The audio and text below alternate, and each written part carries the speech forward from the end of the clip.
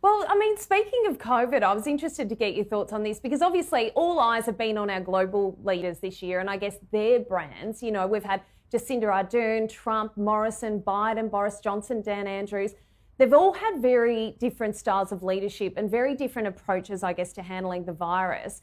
And I guess, like you say, for most of the world, when they come forward and speak, whether we see the clips from the media conferences on social media, but, you know, for a lot of it, we're taking what they're saying on face value.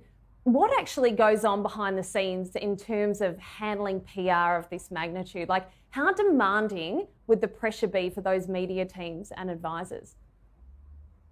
It's interesting that you raise the point of all of them having different responses to COVID. I was reading in the news today about John Howard coming out and saying that Trump committed political suicide with his approach to COVID, which, you know, that would seem quite true.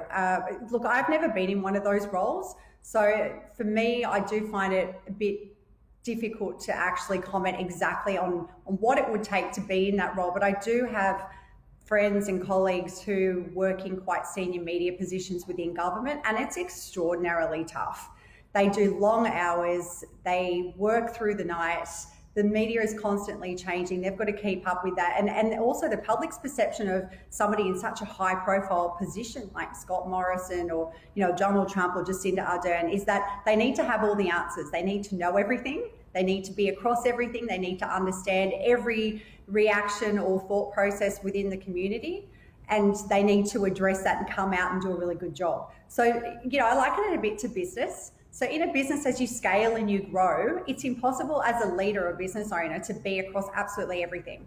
So you're ultimately relying on the quality of your team, the people within your team to give you the information that you need to do a great job. So they do carry an extraordinary amount of, I guess, pressure and responsibility within that media team. But yeah, I do laugh because you can't, and I get this again, because we represent business leaders and entrepreneurs, and some of them have very strong opinions on things in certain ways that they want to handle media interviews, which is absolutely fine. But you can't ultimately control a person once they do get in front of a camera or in front of a microphone and, you know, change what they say.